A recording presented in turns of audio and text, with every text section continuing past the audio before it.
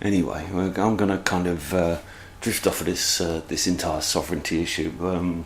We today had the great pleasure. I mean, it's very rare that a hospital visit could possibly be ever described as something that you had a great pleasure in doing, but I really had the greatest of pleasures of going to visit our son's specialist, Professor Scott. Just a lovely, lovely man. We adore him. And I'll elucidate on that a little. I'm going to resort to another tune while I kind of compose precisely where I want to take this, but I really want to explore both the sort of doctor-patient relationship, the fact that there are some very, very good people in a very destructive service, i.e. the NHS, and I'd also really like to kind of examine some of the aspects of the sorts of behaviours that are exhibited by people who generally suffer from, or would be considered to suffer from, behavioural difficulties, the likes of my son's ADHD and my own, to some degree, hyperactivity. But yeah, an interesting and beneficial afternoon spent in the company of my son's specialist. Let's discuss that after this tune. I think very apt under the circumstances. It's a bit of Eminem with Criminal. Eminem and Criminal. A good segue into the next piece. Yeah, we had our twins, just turned 16. Big lads now they are. But we had our twins, and they're non-identical, but I mean largely similar, should we say. And one of them was diagnosed with ADHD, attention deficit hyperactivity disorder. Now, I've heard so much twaddle spoken about this subject, and it really irks me. The over-medication and over-diagnosis of that particular condition has done it absolutely no favours at all in the public mind. Misunderstanding about it is at an all-time high, which is a real shame, because it's an actual disorder, whether or not you agree with the DSM description. I can quite happily put my hand on my heart and say that my children are entirely different. My two twin boys, who emerged from the same phenotype environment, had entirely different behaviours imparted by their genotype. This isn't down to a chromosomal defect, so it's not that one of the twins came out with some sort of a damaged genome. We've had that tested. We were hugely resistant to the entire prospect of medication was just untenable. The age that Michael was diagnosed and the severity with which he was diagnosed was so great that the prospect of putting such a young child into a realm of potentially permanent, persistent medication was just inconceivable to us, and we were completely against that in the outset. Fortunately, we had the great good fortune of having been referred out of our area, out of our NHS area, to a specialist in the field, and to at the time relatively young Dr. Stephen Scott, as he was at the time, who, as well as being hugely sympathetic to our situation and incredibly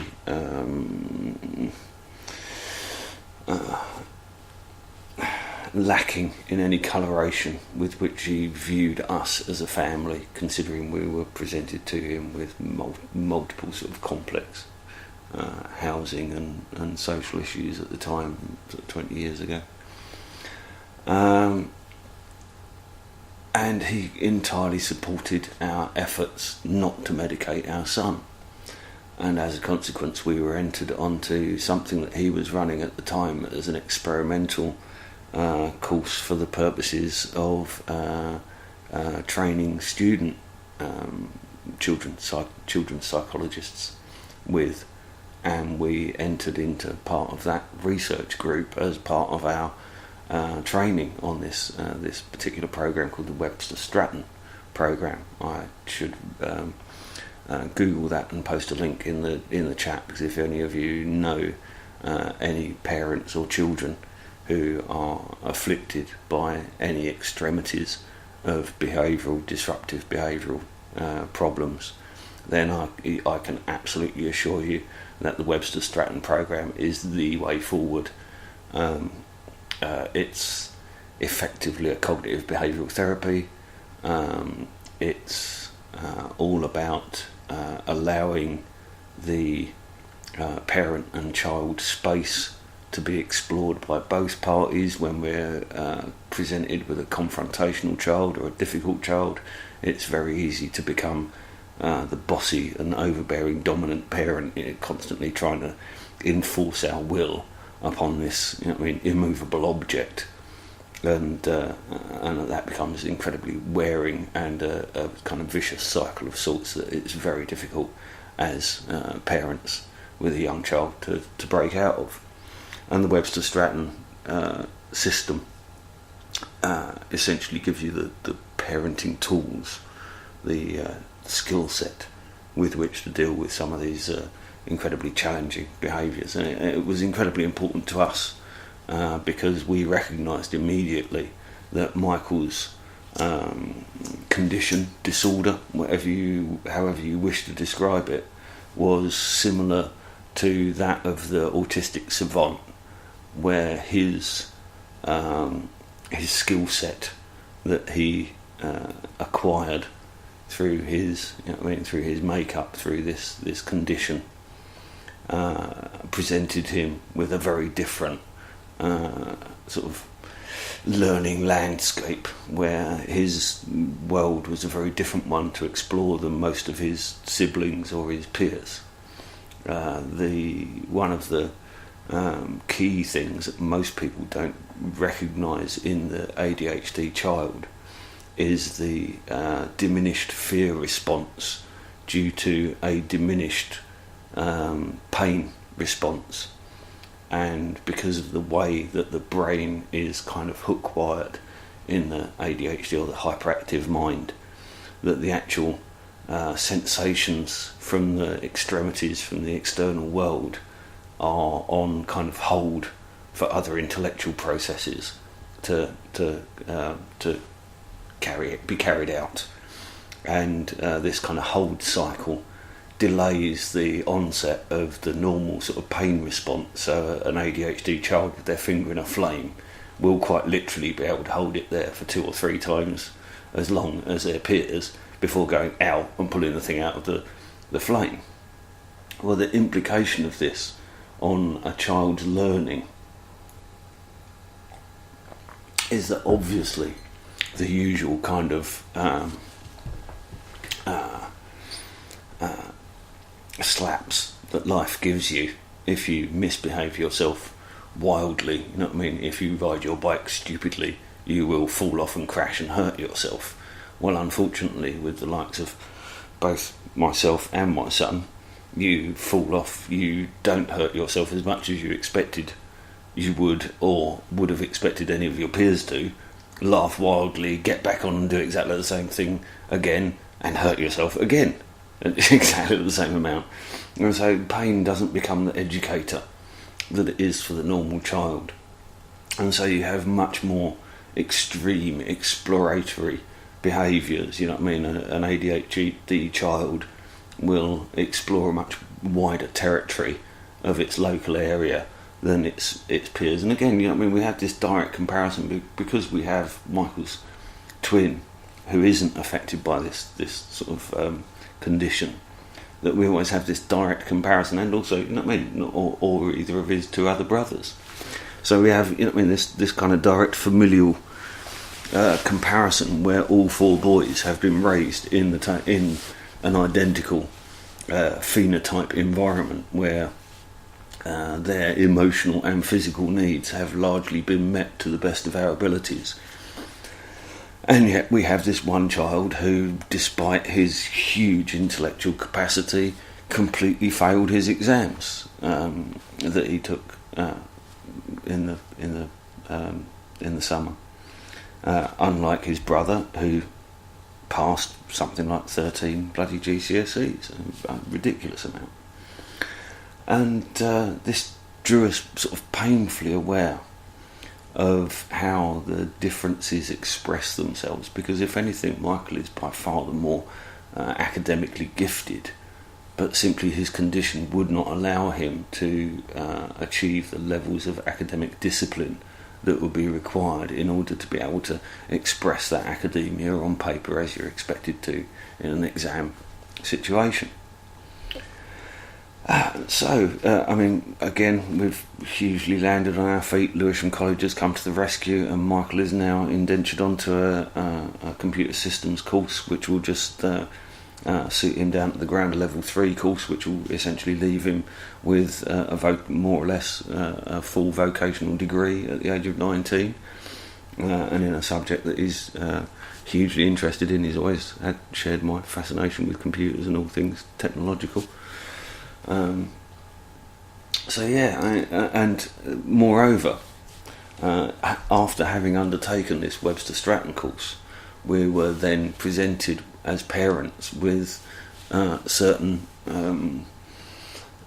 unalterable behaviours that simply wouldn't move with the young age that we were dealing with. Had Michael have been older when this had been recognised, and we would have been dealing with an older child, we may have had more success with some of those sort of more specific techniques. But as a consequence, Michael reached school starting age, and when a disabled child is assessed for their ability to enter school, they are given a matrix, a score of their level of disability, 15 being the lowest level to be entered into mainstream school. Well, unfortunately, Michael's level of disability gave him a matrix 17, which would have left him having to attend the special schools for the disabled, having to go to school on the blue bus with all of the other disabled, the blind and the deaf children. And this was something that we, as parents, really, although obviously we feel for all of the parents of those children, for somebody like Michael, whose disabilities are less visible and less palpable, and to some degree less disabling than any of those other children, we were convinced by Dr. Scott's persistence to enter into accepting medicating Michael for getting him into a mainstream school. And Dr. Scott's most persuasive argument would be that we would be exchanging probably about 2 inches in overall height as an adult because of the stunting effect of the drugs that we would be expected to be putting him on, and we would be exchanging those 2 inches in height for an almost assured criminal record and a nominal academic career for probably 2 A-levels and a degree. And although Michael hasn't quite achieved the academic success that he may have done, he also removed himself from medication at age 12. So he undertook the entirety of the sort of last 4 years of school completely without medication, and that possibly did impact on his ability to absorb the horrible bloody parrot fashion crap that they need you to absorb through schools in order to be able to facilitate your passing of exams. And also, to some degree, unfortunately, his sort of exam stress impacts on his performance far more so than it would do on an ordinary pupil. His experience of life is just that bit more intense than most people. I'm minded my teacup is emptying here, so I'm going to chuck on another apt segue tune, kind of criminal bent, while we head off into the worlds of criminality and mental health. Anyway, here's a bit of Elvis for you. For that Elvis Costello, a bit of Watching the Detectives. Yeah, so essentially what we have here is our son being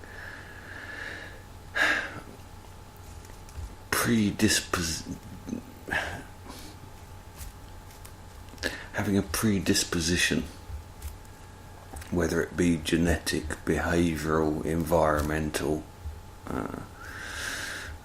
inability of the available environment to absorb differences in behaviour.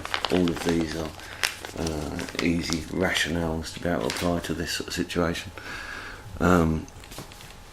But regardless of whatever the cause, whatever the reason behind it, my son had a statistical likelihood of acquiring a criminal record before he was 16, a significantly increased statistical likelihood of acquiring a criminal record before he was 16.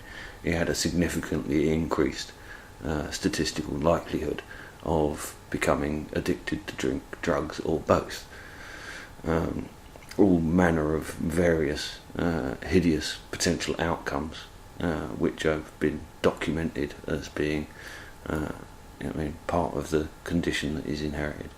And to some degree I can see that in myself. I was just through luck alone, I assume that I made it through my teens and 20s without a fairly major criminal record. Certainly I spent significant years of my sort of early manhood, I suppose, as a wanted criminal, as an outlaw of sorts. Never for anything major, but enough to be able to have to keep your head down and know what it's like to be wanted. And the prospect of that being imparted into one of your children is a fairly horrifying prospect. So we, having been familiarised with these as potential outcomes, have been able to adapt our behaviour as parents to counteract those forces, those drives. And largely, we've done that by giving Michael the intellectual and emotional free space to explore his own motives and drives, and rather than imparting in some sort of authoritarian manner imposed rules, we have endeavoured to allow, well, not only Michael but all of the children to sort of acquire their own set of life skills, their own sort of life rule set.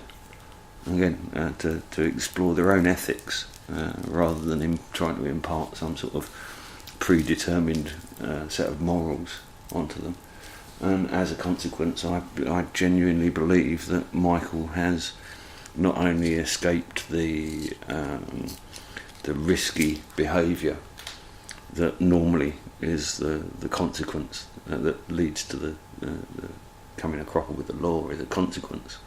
But to some degree also to have examined his own behaviour when he's behaving physically dangerously. I'm sure that a lot of ADHD children will be the ones that are dying in their sort of teens and early 20s due to stupidly risky behaviour, running across railway lines, playing chicken on the roads. When they start driving, they'll be the ones that are having hideous crashes at alarmingly high speeds. Again, because of this reduced pain threshold, or elevated pain threshold, leading to a reduced fear threshold, and essentially simply allowing a different kind of, like I say, a different learning space for that sort of child. Oh, Christ, bloody useless eyes. Yeah,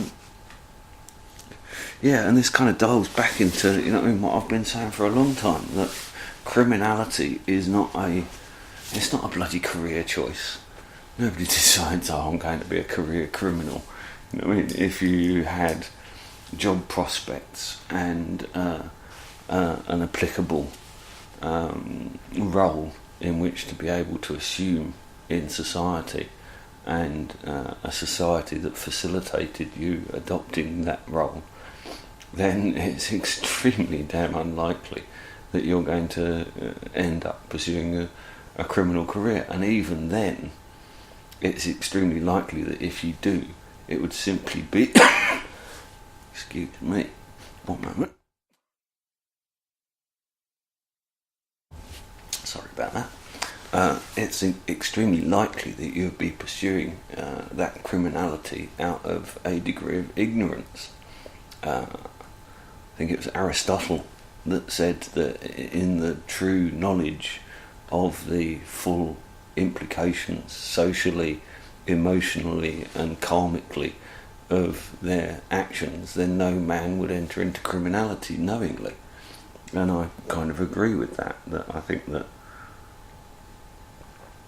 the knock-on effect, the knock-on consequences of low-level criminality and even high-level criminality are usually largely something that the so-called criminal is actually able to intellectually embrace, to intellectually contain.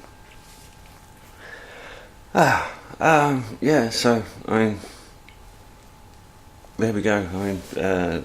Dr. Stephen Scott is now Professor Stephen Scott. He is now the chief in command of the department that we were originally sent to. It was great meeting him. It's like we've grown up together almost. He's got a few more grey hairs, we've got a few more grey hairs. Michael's gone from being some little 4-year-old to this big hefty lump of a bloke, really. He's 16, but you wouldn't know it from seeing him walk down the road. And he was just so encouraging, because he reassured us, that Michael has just completely escaped the chains of his condition, that through our perseverance, through our accepting some unpleasant courses of action, some, like having to medicate when really it wasn't what we wanted to do. But for Michael to be in a mainstream school rather than a special needs school was more important than our desire for him not to be medicated. And we actually we didn't go down the Ritalin path. We were offered Ritalin and we did try it, and it really didn't agree with him. I don't know what that stuff's all about. It certainly wasn't anything that I would give to any child. Michael reacted really badly to it, became incredibly withdrawn, intensely introverted, and really not at all our son. We ended up plumping for dexedrine, dexamphetamine, which is essentially like the stuff that they used to give to the fighter pilots during the Second World War to keep them awake, and what used to be marketed through the 60s as slimming pills. It's basically just a pharmaceutical speed with very little buzz. It basically just keeps you awake. It's almost like caffeine. And as a result, quite a known substance. Obviously, giving a substance like that to a very young child isn't anything that could ever be known in any real sense. They can certainly never research it. Any paediatric medicine is actually only regulated through adult trials, which is just, especially for things like ketamine, which have a completely different effect over over a child's physiology than it does over an adult's. In the same way, dexedrine essentially settles the behaviour of the hyperactive child during childhood. Once they hit puberty, it does exactly the same to them as it does to the rest of us. It makes them hyperactive, it makes them speedy. So, again, we were greatly fortunate that Michael kind of weaned himself off of the need for the sort of drug support when he was sort of 12 and before he hit puberty. So you never got to like it, which is quite handy. So that was a monster for speed when I was his age. Couldn't get enough of it. Which again is perhaps to some degree a level of self-medication. This is, I suspect that things like nicotine may be something that the hyperactives among us have found our way to as a facilitator. The effect of a stimulant on the hyperactive mind appears to sort of corral it and to allow it the focus that it normally lacks. The hyperactive mind is very scattershot. While its capacity for thought may be elevated, its capacity for linear thought is almost completely destroyed. So, to some degree, these drugs do facilitate an ability for the hyperactive mind to think in ways which allow it to interact on a so-called normal level with us mere mortals. Anyway, let's dig out a tune. I've got one of my bloody wisdom teeth dangling out the side of my face, so I'm feeling lousy tonight. So I'm afraid you're going to get some more tunes, and I think that might be it. I'll tell you what, what I fancy playing is me and old Donny from the other week, when I came on as a guest on Donegal's show. Chuck a couple of thumbs up in the chat if you fancy that. And that's a bit of Cristano, bloody analog. All of my digital stuff I can't play because it sounds horrible down a 64-bit stream. There you go, don't get much more analog than this. Have a bit of Fleetwood Mac up here. But, oh well. Oh, come on. There we go. Right, play. Sorted.